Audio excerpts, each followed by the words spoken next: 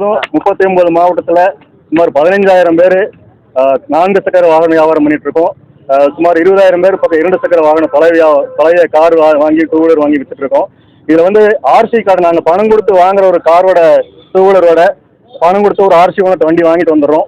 அதில் நாங்கள் பேமெண்ட் பண்ணி ஃபைனான்ஸுக்கு பேமெண்ட் பண்ணி ஆர்சி புக்கு எங்களுக்கு கொடுக்கணும். அந்த என்ஓசி போய் ஹெச்பி கேன்சலுக்காக ஆர்டிஓஸை கொடுத்தோம் அப்படின்னா அது நேரடியாக பழைய ஓனருக்கே போயிடுது. அவங்க திரும்ப எங்ககிட்ட கொடுக்குறதுல காலதாமதம் ஏற்படுத்துறாங்க. புதுசாக அந்த வாடிக்கையாளருக்கு அவங்களோட பேரில் மாற்றி கொடுக்குறது எங்களோட பொறுப்பு. அந்த நேம் ட்ரான்ஸ்ஃபர் ஆர்டர் வந்து ரொம்ப லேட் ஆகுது. 15 நாள் 20 நாளைக்கு மேலே ஆகுது. அதனால வந்து 1989 சட்டப்படி 430வது பிரிவின்படி கோர்ட் ஸ்டாம்ப் ஒட்டி ஒரு உரிமையாளர்கிட்ட அங்கீகார கடிதம் பெற்றுட்டு வந்தா அதை வந்து நம்ம கையிலேயே கொடுக்கலாம் ஒரு சட்டம் இருக்குது. இது வந்து தகவல் உரிமை சட்டத்தின்படி நான் கேட்கும்போது அது இருக்குது. அந்த சட்டத்தில் எதுவும் மாற்றம் இல்லைன்னு எங்களுக்கு வந்திருக்குது. அதனால அந்த முறையை வந்து நடைமுறைப்படுத்த சொல்லி நாங்கள் கோரிக்கை ஆர்ப்பாட்டம் பண்றோம் அரசுக்கு.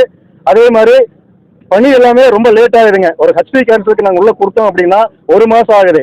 நேம் டிரான்ஸ்ஃபர் உள்ள கொடுத்தோம் அப்படின்னா 1 மாசம் ஆகுது.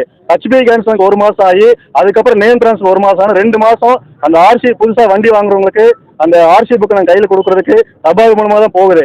2 மாசம் ஆயிடுது கையில் போய் சேர்றதுக்கு. இது வந்து அந்த வண்டி வாங்குற வாடிக்கையாளர்கிட்ட எங்களுக்கு அவப்பை ஏற்படுது. நாங்கள் ஏதாவது சீட்டிங் பண்றோம், நாங்கள் தான் தப்பு பண்ற மாதிரி ஆகுது. ஆனால் உண்மையிலே நடக்கிறது ஆர்டிஓ ஆஃபீஸில் நடக்கிற லேட்னால இது ஆகுது. அதனால இதை எளிமைப்படுத்த முடியும்.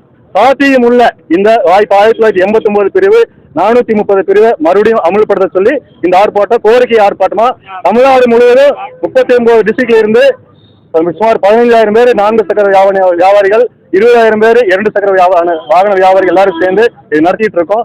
இது அரசுக்கு கோரிக்கையாக கொடுத்துருக்கோம். இதுக்கு முன்னால சட்டமன்ற உறுப்பினர்கள், அமைச்சர் பெருமக்கள், ஆர்டிஓ எல்லா அலுவலர்களுமே கொடுத்து கோரிக்கை மனு கொடுத்துருக்கோம். அதுக்கு எந்த விதமான பதிலும் இல்லை.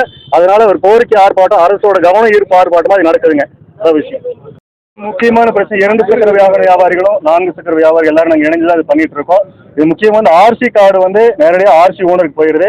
அது எங்க கையில கொடுக்கணுங்கிறது முக்கியமான போராட்டம். அது இல்லாமல் வந்து என்ன பார்த்தீங்கன்னா ஸ்பாட் ஃபைன். இப்போ முதல்லலாம் பார்த்தீங்கன்னா எவ்வளோ ஸ்பாட் ஃபைன் வசூலிச்சிங்கன்னா அப்பப்போ தெரிஞ்சிருது. ஆன்லைனில் ஃபைன் எவ்வளோ இருக்குன்னு தெரியல. நாங்கள் பணம் கொடுத்து அந்த காரையோ 2 வீலரையோ வாங்கிட்டோம் அப்படின்னா அதுக்கப்புறம் நேம் ட்ரான்ஸ்ஃபருக்கு போகும்போது தான் எவ்வளோ கட்டணுங்கிறது. வாகனத்தோட விலையை விட ஃபைனோட அமௌண்ட் அதிகமாக இருக்குது. எவ்வளோன்னு தெரிஞ்சாதான் நாங்கள் அட்ஜஸ்ட் பண்ணி வாங்க முடியும். அது 2 மாதம் 3 மாதம் தான் வெளியே தெரியுது. சில சமயம் தெரியறதே இல்லை. கோர்ட்டில் தான் போய் தெரிஞ்சுக்கிறாங்க. அதை வந்து எளிமைப்படுத்தணும், ஈஸியாக தெரியணுங்கிறதா அது 2வது கோரிக்கை நம்மளுக்கு. பார்த்தீங்கன்னா கோர்ட்டில் போய் ரிலீஸ் பண்ணணும். அதில் ஈஸியாக எளிமைப்படுத்துகிற மாதிரி இருந்ததுன்னா ரொம்ப ஈஸியாக இருக்கும். அதுதான் நாங்கள் மெயினான கோரிக்கை.